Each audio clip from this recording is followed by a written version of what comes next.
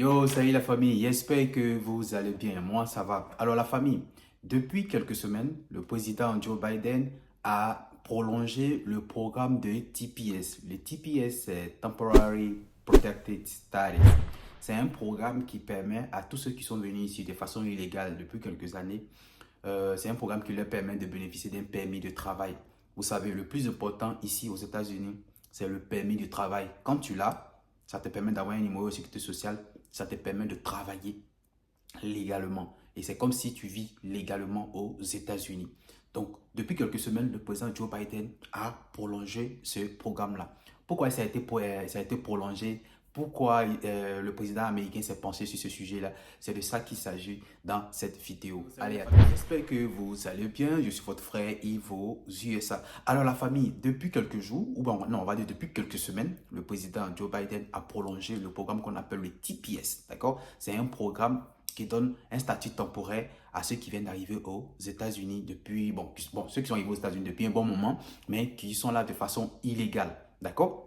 Alors, on va chercher à comprendre ici rapidement pourquoi en fait ce programme a été prolongé. D'abord, d'ores et déjà, ceux qui vivent aux États-Unis depuis plusieurs années, qui sont là de façon illégale, cherchez à vous rapprocher du service d'immigration le plus proche de vous pour chercher à comprendre déjà le contenu de ce programme-là et voir comment vous pouvez appliquer pour rapidement, très rapidement avoir votre permis de travail et finalement vivre légalement aux États-Unis. Je me penche là-dessus parce que il y a beaucoup de personnes qui sont ici aux États-Unis depuis un bon moment, mais ils sont là de façon illégale. Du coup, ils ne peuvent pas quitter le pays, ils ne peuvent pas voyager parce que tu es rentré de façon illégale. Ou bien soit tu es venu en tant que visiteur ou bien quoi que ce soit, et puis bon, ton visa est expiré, tu n'es plus retourné. Et là, tu es là de façon illégale. Donc, si tu te trompes pour quitter le pays, tu ne pourras plus revenir en fait. Tu vois? Or, là, quand tu obtiens maintenant le statut temporaire, d'accord? On appelle le TPS, où on te donne un permis de travail. Là, maintenant, tu travailles légalement, tu as maintenant un numéro de sécurité sociale. Du coup, tu es là légalement, donc tu peux voyager. Alors, frères et sœurs, dépêchez-vous et rapprochez-vous du service d'immigration le plus proche pour appliquer. Maintenant, venons dans le vif du sujet.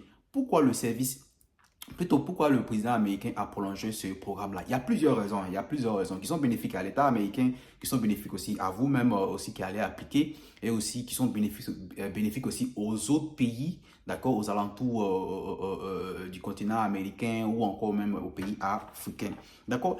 Dans la première des choses, d'abord, il faut savoir, simplement déjà autour de l'État de New York, par exemple, au moins chaque jour, non, pas, bon, on dit en moyenne par an, c'est au moins 200 000 immigrants, hein, les immigrants illégaux qui rentrent dans l'État new-yorkais. Vous voyez un peu, plus de 200, c'est-à-dire que plus de 200 immigrants, non, plus de 200 000 pardon, immigrants chaque an rentrent dans l'État new-yorkais. Et là, ils viennent, et puis ils travaillent de façon illégale, ils travaillent au marché noir. C'est quoi le marché noir? Ça veut dire que tu viens en tant qu'immigrant, vu que tu n'as pas les papiers, tu négocies avec les chefs d'entreprise, tu travailles pour eux, puisque tu n'as pas les papiers, tu travailles pour eux à moins de coûts. Je prends par exemple dans l'état du Colorado, on a autour de 13 ou 15 dollars par heure comme minimum wage, comment on dit ça?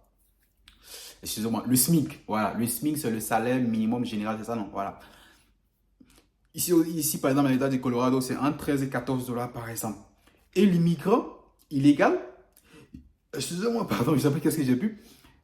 Il va proposer, en fait, au lieu de 15 dollars, il va dire, il faut me payer 10 dollars, ou bien il faut me payer 5 dollars, ou bien il faut me payer 7 dollars, par exemple, par heure. Et puis, derrière, en fait, je veux que tu me payes en cash. Quand une semaine arrive, puisque ici aux États-Unis, soit on paye par semaine ou on paye chaque 2 semaines. Quand une semaine arrive, quand les 2 semaines arrivent, tu me payes ça en cash. Vous voyez que c'est de main en main. L'État paie de l'argent.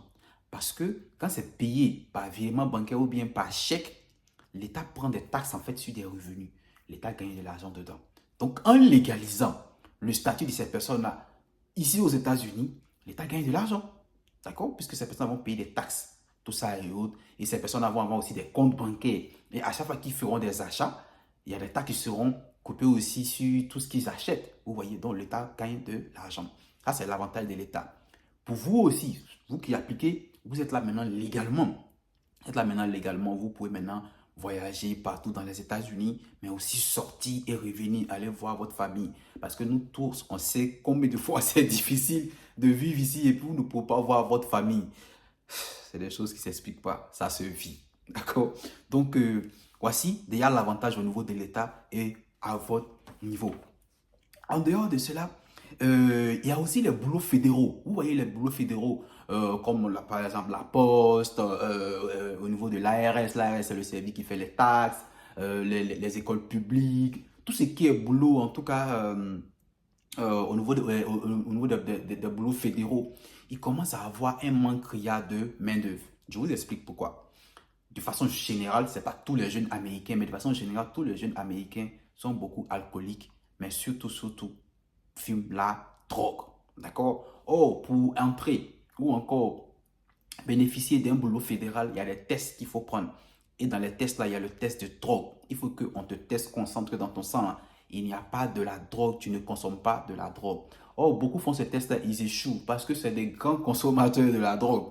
Du coup, ils ne peuvent pas passer. Donc, pendant ce temps, les anciens travailleurs sont en train de vieillir. Il faut remplacer, il faut renouveler en fait, comment on dit ça, le staff. Comment on dit, il faut renouveler en fait le personnel. Vous voyez, donc c'est très important.